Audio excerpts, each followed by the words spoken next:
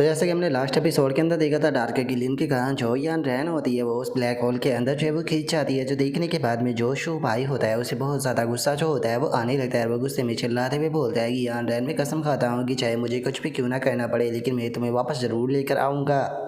और शो भाई के इतना बोलते के साथ ही अचानक से हम देखते हैं कि वो केव जो होती है वो टूटना शुरू हो जाती है, जिसे देखने के बाद में सियाओ होंग जो होती है वो बोलती है कि मास्टर ये केव तो कोलैप्स हो रही है। और अब उसके इतना बोलते के साथ ही अचानक से हम देखते हैं कि जो शू भाई होता है उसके सामने जो नी किंग की शोर होती है वो आ जाती है। और हम देखते हैं कि उस स्वॉर्ड के अंदर से वापस से जो नी किंग होता है उसकी सोल जो है वो निकल कर बाहर आ जाती है, जो कि शू भाई से बोलता है कि शू भाई ये केव जो है वो जल्दी ही कोलैप्स होने वाली है तो जल्दी से यहाँ से भागो। जो उनका शू भाई हैरान होते हुए बोलता है कि ब्रदर नी किंग आप तो डिसअपेयर हो गए थे ना।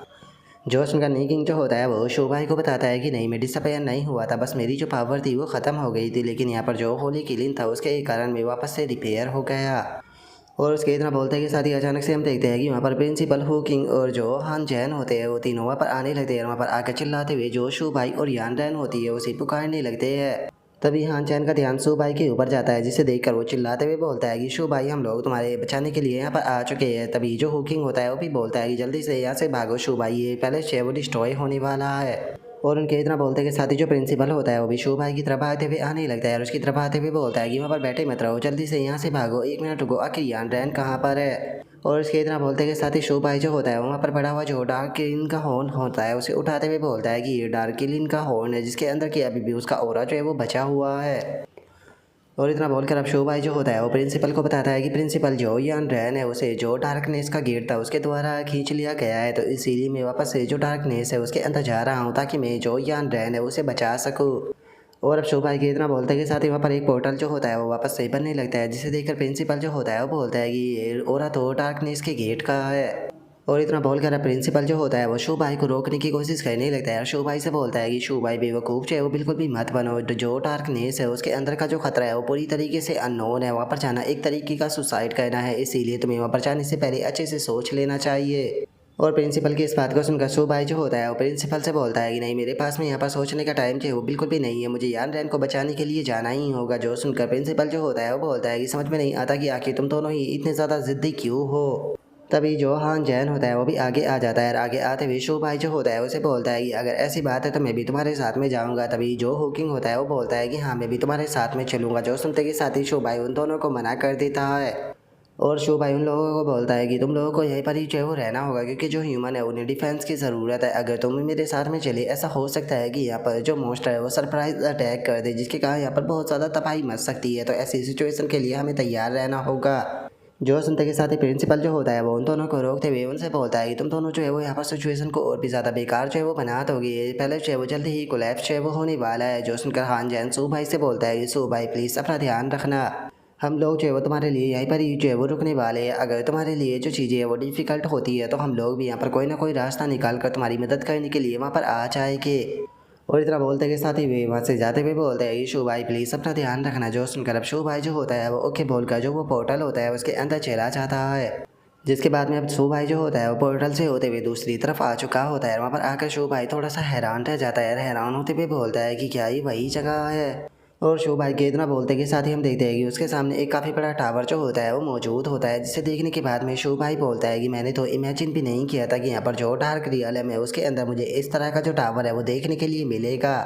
और इतना बोलते ही शो भाई हैरान रह जाता है, हैरान होते हुए बोलता है कि ये क्या हो रहा है, मैं अपनी जो प्राइमल पावर है उसका इस्तेमाल जो है वो नहीं कर पा रहा। जो उसका जियाओ होंग जो होती है वो भी बताती है कि मास्टर शेफ मेरे भी साथ में ऐसा ही है।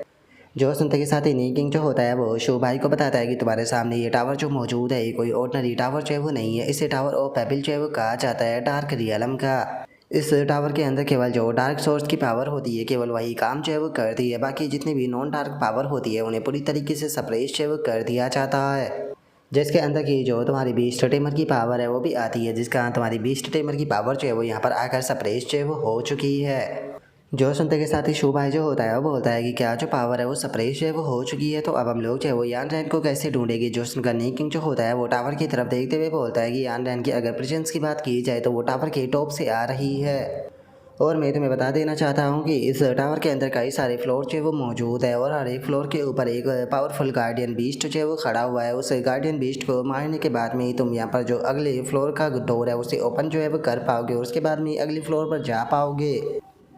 और अगर तुम यहाँ पर जो यान रहना है उसे बचाना चाहते हो तो उसके लिए तुम्हें हर एक फ्लोर का जो गार्डियन बीस्ट है उसे हराकर टॉप पर जो है वो पहुँचना होगा। जो सुनते के साथ ही अब सू भाई जो होता है वो फाइट के लिए तैयार होते हुए बोलता है कि मुझे कोई फ़र्क नहीं पड़ता कि इसके अंदर कितने सारे लेवल जो है वो मौजूद है या इसके अंदर जो गार्डियन बीस्ट है वो कितने ज़्यादा पावरफुल है। वो उन सभी को ख़त्म करके जो यान रैन है उसे बचा कर रहूँगा यान रैन, बस तुम मेरा इंतज़ार करो। और शो भाई के इतना बोलते के साथ ही अचानक से हम देखते हैं कि जो ज़मीन होती है वो टूटना शुरू हो जाती है और हम देखते हैं कि ज़मीन के अंदर से एक मॉन्स्टर जो होता है वो निकल कर बाहर आने लगता है। और हम देखते हैं कि उस मॉन्स्टर का साइज़ भी काफ़ी ज़्यादा बड़ा होता है, जिसे देखकर जियाओ होंग बोलती है कि मास्टर सबल कर। तभी जो नीकिंग होता है वो शो भाई को बताता है कि यहाँ पर जितने भी मॉन्स्टर है वो मौजूद है वो सभी के सभी डार्कनेस से क्रश हो चुके हैं, जिसका उनकी जो टेरिफाइंग स्ट्रेंथ है वो बहुत खतरनाक है। जो सुनकर अब शो भाई जो होता है वो थोड़ा सा परेशान होने लगता है और परेशान होते हुए बोलता है कि डैमिट, इनके खिलाफ में अपनी जो सेक्रेट बीस्ट आर्मर की पावर है उसका इस्तेमाल जो है वो नहीं कर सकता हूँ।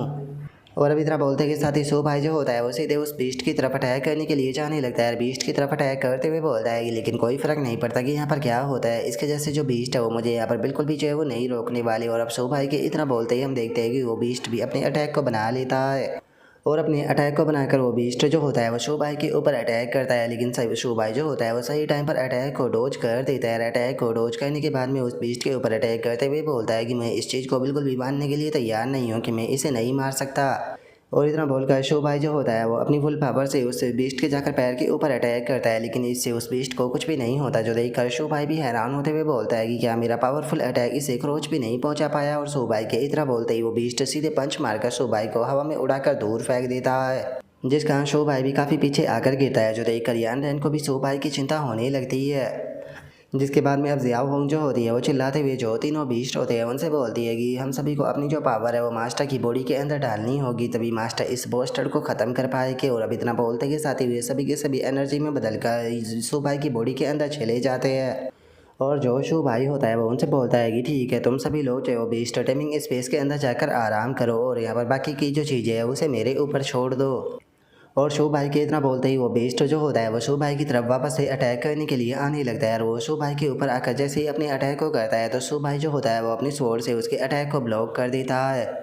तभी जो नीकिंग होता है वो शो भाई को बताता है कि शो भाई, अगर इस बीस्ट की वीकनेस की बात की जाए तो वो इसका पेट और इसकी कमर है। जो सुनते ही शो भाई बोलता है कि ठीक है, मैं समझ गया। और इतना बोलते के साथ ही अब शो भाई एक पावरफुल स्लैश को सीधे उस बीस्ट के पेट के ऊपर करता है, जिसका उस बीस्ट के पेट के ऊपर भी कट लग जाता है और अगले ही पल शो भाई उस बीस्ट को बीच में से काट देता है। जिस कारण अब हम देखते हैं कि वो बीस्ट जो होता है वो मरकर वहीं ज़मीन पर चाहे वो गिर जाता है। और उस बीस्ट के मरते के साथ ही शो भाई के पास में नोटिफिकेशन आती है कि आपने जो सोर्स ऑफ डार्कनेस है उसे डिस्ट्रॉय कर दिया है, जिस कारण जो होली लाइट की पावर है वो इन्हांस हो चुकी है। जो सुनकर शो भाई जो होता है वो बोलता है कि मुझे ऐसा फील हो रहा है कि किसी कारण से मेरी पावर धीरे धीरे वापस आने लगी है। और शो भाई के इतना बोलते ही और जो बीस्ट होते हैं वो भी बाहर आने लगते हैं, जिन्हें देखकर नीकिंग जो होता है वो बोलता है कि ऐसा लगता है कि अगर तुम यहाँ पर जो डार्कनेस की पावर है उसे डिस्ट्रॉय करते हो तो उससे जो होली किलिंग की पावर तुम्हारे अंदर है वो एक्टिवेट हो जाएगी। लेकिन ऐसा भी हो सकता है कि ये बस मेरी यहाँ पर खुद की सोच हो और हम लोग जो है वो यहाँ पर पूरी तरीके से गलत हो। जो सुनते के साथ ही शो भाई आगे बढ़ते हुए बोलता है कि कोई फ़र्क नहीं पड़ता कि हम लोग गलत है या सही है, मैं यहाँ पर यान रैन को बचाने के लिए आया हूँ और जिसके जैसे बीस्ट मुझे नहीं रोक पाएगी। और अब शो भाई के इतना बोलते ही हम थोड़ी देर बाद का सीन देखते हैं जहाँ पर कि उसने सभी बीस्टों को मार दिया होता है और अब वो गेट को ओपन कर कर अंदर आने लगता है।